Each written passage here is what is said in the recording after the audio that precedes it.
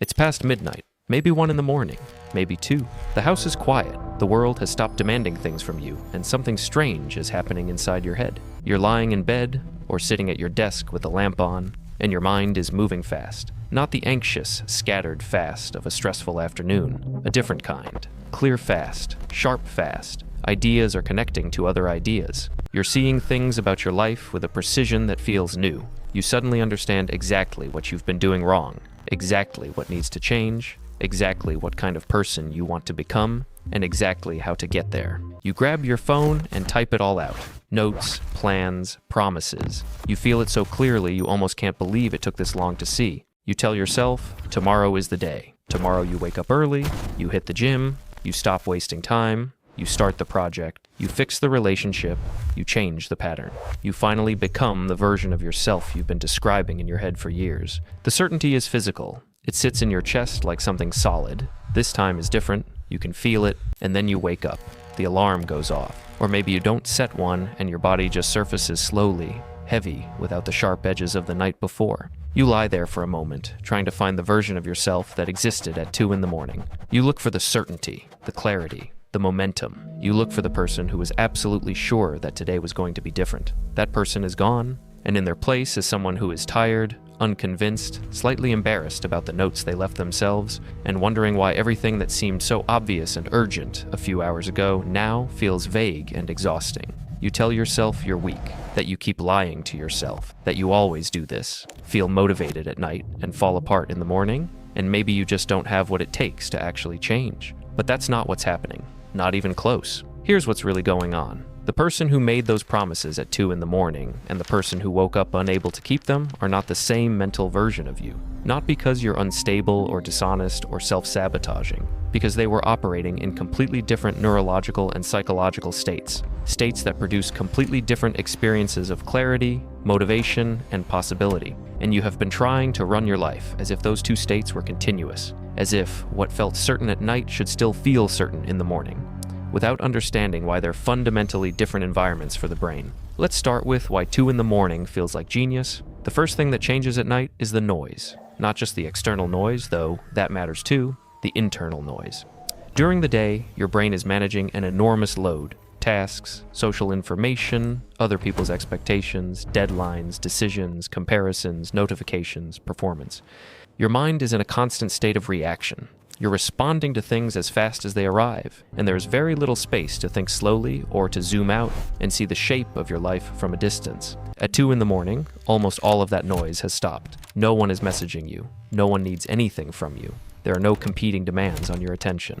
And in that silence, your brain finally has room to wander in a different way, to make connections it was too interrupted to make during the day, to access thoughts that were buried under the constant pressure of being available and reactive. This is real. The night genuinely opens up a kind of mental space that the day closes. But here's the part that doesn't get said often enough. Late at night, especially when you're tired, something else is also happening.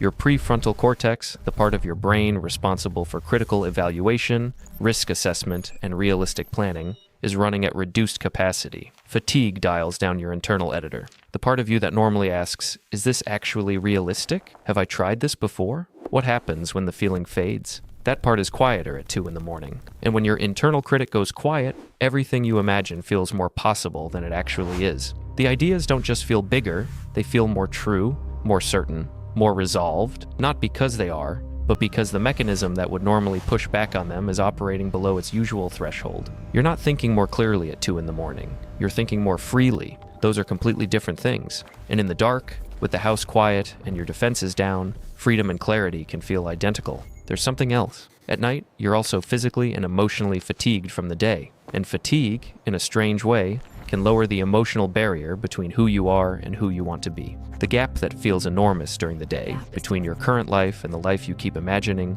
can temporarily shrink at night. Not because the gap has closed, because you no longer have the energy to feel its full weight. And when the gap feels smaller, everything feels more achievable, the plan feels closer, the change feels easier, the conviction feels real and permanent. You haven't solved your life. You have temporarily stopped feeling its full resistance. And then the morning arrives, and the resistance comes back. Your body wakes up carrying a cortisol response. Cortisol is not inherently bad. It's the hormone that primes you for alertness and action. But it also increases your sensitivity to threats, your awareness of risk, your sense of what could go wrong. The brain in the morning is more cautious, more reality-oriented, more attuned to obstacles than the brain of the night before. It is not weaker, it is different, it is doing a different job. On top of that, there's sleep inertia, the physiological grogginess of transitioning out of deep sleep that can last anywhere from 20 minutes to an hour and dramatically impairs motivation and cognitive performance. And if you reach for your phone the moment you wake up, which most people do almost reflexively now, you layer in an immediate flood of external stimulation that pushes your brain into reactive mode before it's had any chance to build its own forward momentum. The ambitious, emotionally elevated version of yourself from 2 in the morning meets a body that is groggy, a nervous system that is cautious, and a brain that is already reacting to other people's demands before it has taken a single intentional step. The conviction doesn't just fade, it gets actively dismantled by the conditions of the morning itself, and then you blame your character for the gap, when the gap was always structural. This is what makes the cycle so damaging. Not just that you don't follow through on the plans you make at night, but that every time it happens, you use it as evidence against yourself. You build a story that says, I keep doing this, so I must not really want it, or I must not have the discipline, or I must be fundamentally incapable of changing. And that story is wrong, built entirely on the misunderstanding that 2 different brain states should produce the same behavior. The 2 in the morning version of you was not lying. Those desires were real. The wanting was real. The exhaustion with the current pattern was real. But the certainty was borrowed. It was borrowed from a mental state that only exists in that specific window of quiet, fatigue, and lowered inhibition, and it expires when that window closes. So what do you actually do with this? The first thing is to stop treating late-night conviction as binding. When you make a promise to yourself at 2 in the morning with that particular quality of emotional certainty, write it down, but do not commit to it yet. Not because it's worthless, but because it has not yet been tested in the state it actually needs to survive in. The ideas from the night can be real. The question is whether they're still real when the resistance comes back. The rule is simple. Ideas generated at night, reviewed in the morning, committed to only after they survive daylight. If you wake up and the thing you planned at midnight still makes sense, still feels worth doing, still seems achievable when your brain is running its full critical process, then it is probably real. Not just an emotional inflation that dissolved with the fatigue.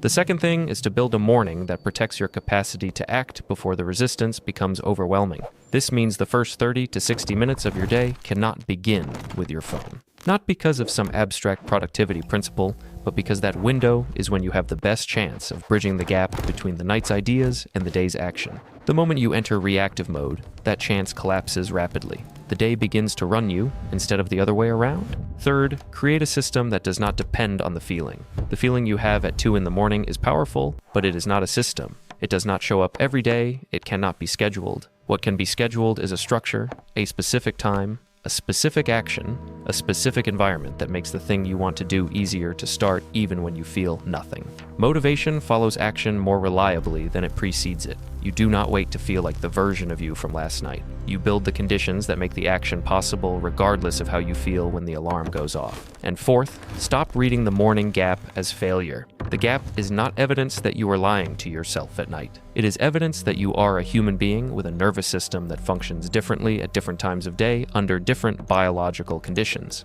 That is not a flaw, that is how biology works. The mistake is building your entire relationship with change on the emotional state that only lives at 2 in the morning and treating the morning as a judgment of your character when it can't sustain that state. You are not 2 different people. You are one person, moving between states that feel like completely different versions of yourself because they are neurologically distinct environments. The late night version of you can show you what you want. It can strip away the noise and let you hear what's underneath. That has real value, but it cannot carry the execution alone. That's not its job. Its job is to generate the vision. The morning's job is to do the work, and for the morning to do its job, it needs structure, protection from early stimulation, and a system that doesn't collapse the moment the feeling is gone. Your clarity at 2 in the morning was real. Your tiredness at 7 in the morning is also real. Stop asking one of them to be something it isn't. Here is your actual move, starting tonight. When the ideas come, and they will, write them down. Everything. But end with one question written at the bottom of the page. Does this still make sense in the morning? Then sleep. Then wake up, and before you touch your phone, read what you wrote. Not with the energy of last night. With the calm, resistant, fully awake brain of daylight. If it still holds, it's real. If it still feels worth doing when the resistance is back at full strength, commit to it then, not before. That one shift, from deciding at night to deciding in the morning, closes most of the gap between the person you are at 2 in the morning and the person you need to be at 7. The ambition was never the problem. The timing of the commitment was. There's one more thing that doesn't get talked about enough: the shame. Because the cycle doesn't just drain your productivity. Over time, it damages the way you see yourself. Every time you make those promises at night and don't follow through in the morning, you add another data point to a story about your own unreliability. You start to believe that your ambition is fake, that your desire for change is performative, that you are someone who feels a lot and does very little. And that belief becomes its own obstacle. You start to distrust your own clarity, even when it's real. You stop making plans because you know how the morning will feel. You protect yourself from the disappointment by not fully committing in the first place. That is one of the quietest and most destructive patterns a person can fall into. Not the original gap between night and morning, but the accumulated self-evidence that the gap produces. The conclusion that you simply cannot be trusted by yourself. You can be trusted. You have just been trusting the wrong state to carry the full weight of your intentions. The 2 in the morning version of you is not your truest self, finally unleashed. And the 7 in the morning version is not your weakest self, finally exposed. They are both real. They are both you. One shows you what's possible, the other shows you what's hard. And the life that actually changes is built by learning to use both, instead of alternating between loving one and resenting the other. The late night is for vision, the early morning is for execution. Stop blending them. Stop asking your night brain to be practical, and stop asking your morning brain to be inspired. Give each state its proper role, and build a bridge between them that doesn't depend on the feelings surviving the night. You are not incoherent, you are not lying to yourself, you are not broken. You have just been living inside a misunderstanding about how your own mind works. Now you understand it. Use the nights to see clearly, use the mornings to move, and stop waiting for the 2 to feel the same before you begin.